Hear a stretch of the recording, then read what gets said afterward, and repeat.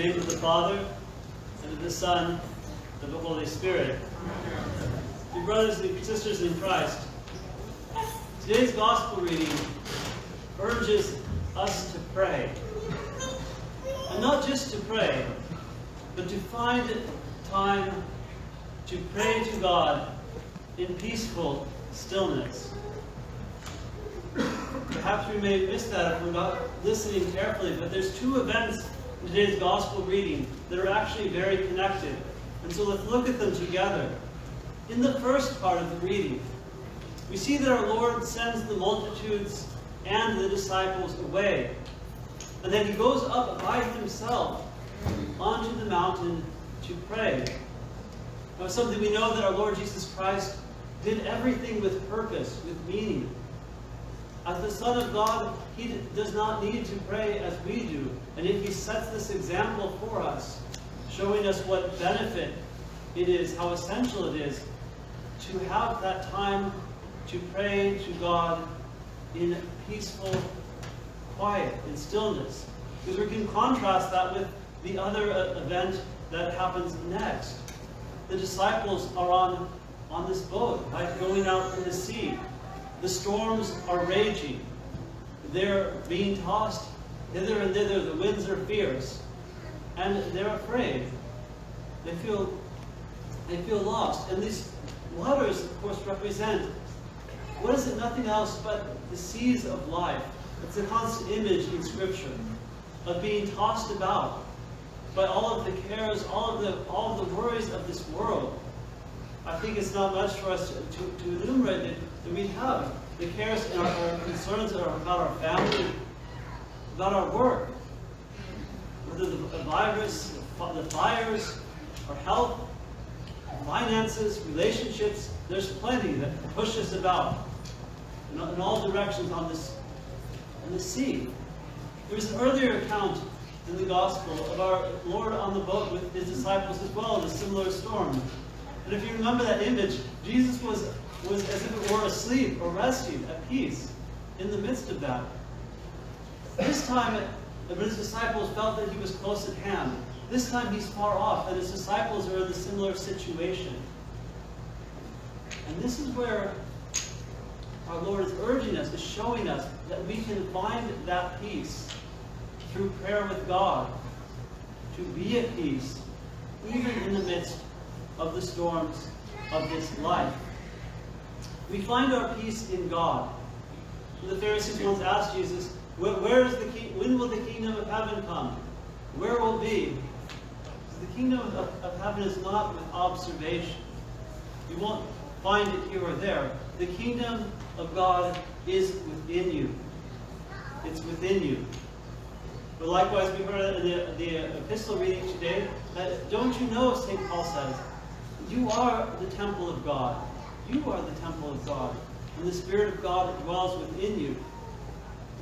So we sometimes get this way of thinking that in order to find God, we have to go somewhere far away or do something grand. But we don't actually have to go on a pilgrimage to Mount Athos, to the Holy Land, to Holy Russia. Now these can be very beneficial spiritually.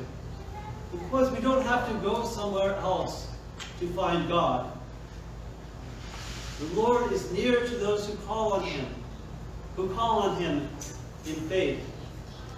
And this is where, having heard this gospel, I would encourage all of us to really make that time for silence with God each day.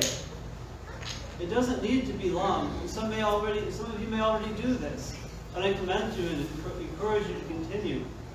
But if we don't start even with a few minutes, there's something that's incredible that happens, especially if you take in the evening. We have this example of our Lord at night going up on the mountain.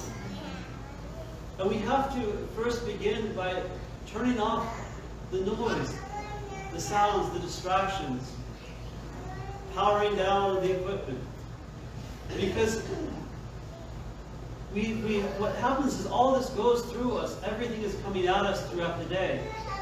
And we find this amazing thing happens.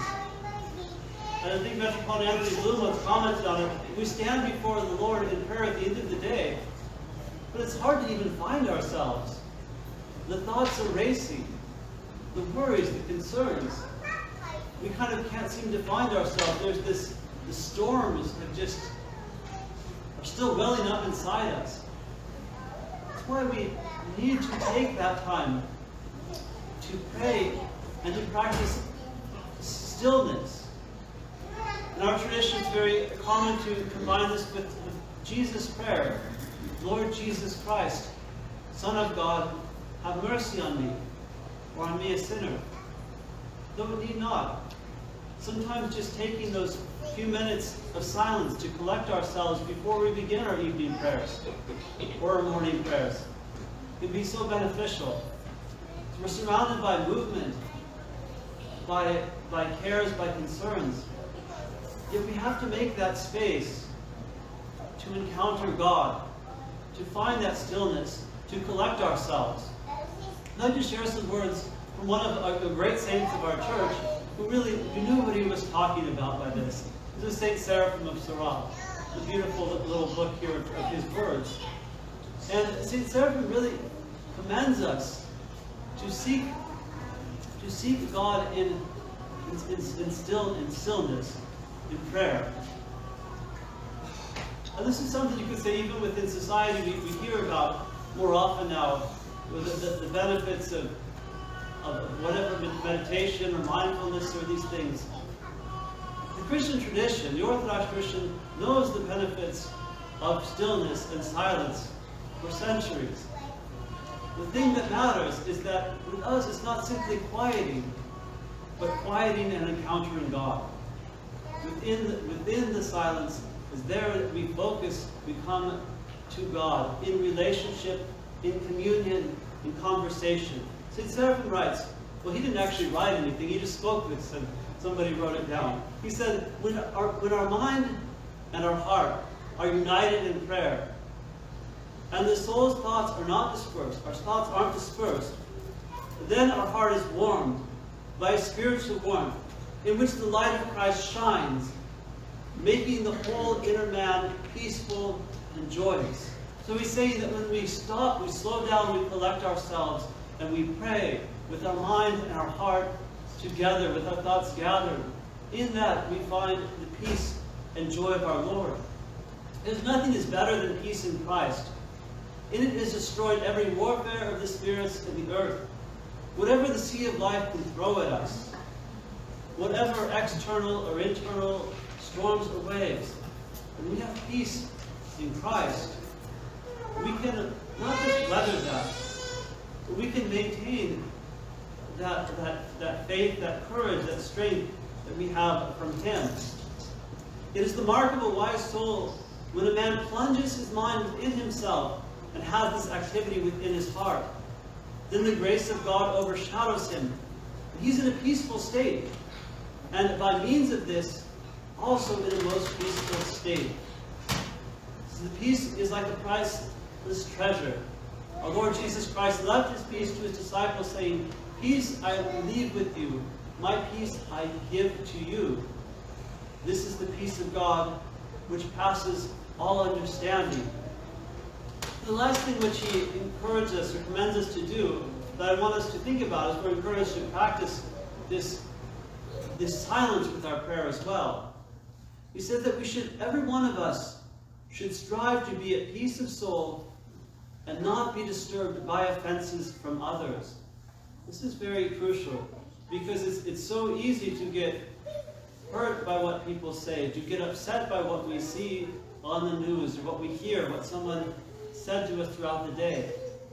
He urges us, the same way in general, we don't want to hold on to offenses. We don't want to nurture these things. And it can come up. When we start to quiet down, we find out, is this welling up inside me? Am I holding on to something? And we can let it go. We can choose to let it go and to embrace the peace of God. For this, one must in every way strive to restrain anger, and by means of attentiveness to keep the mind and the heart from improper feelings. And therefore we must bear offenses from others with equanimity, and accustom ourselves to such a disposition of spirit that these offenses seem not to concern us, but others. He's describing a state of peace in Christ, where it no longer matters so much what someone else is doing, what this politician is doing, what my boss is doing, what my parents are doing, whatever it may be. We find our peace in Christ. And we meet all that the coming day brings us, in the words of one of our prayers, with spiritual tranquility. Lord, grant that I may meet all this day brings me with spiritual tranquility. Grant that I may commend myself to thy holy will. So following this path, following the example that our Lord Jesus Christ has given us, to set aside, we say sometimes we're too busy. I have too many cares. What happens is if we let ourselves think that way, the cares become so much heavier. The burden is so much greater. If we offer to God just the first part, a small part, the burden that we carry becomes lighter, because we carry it with Him, not alone, but with that peace of Christ in our hearts. May it be with all of us, with all of you. To Him be all glory, honor, and worship, together with His Father, everlasting, with all holy, good, and life-giving Spirit, now and ever, and unto the ages of ages. Amen.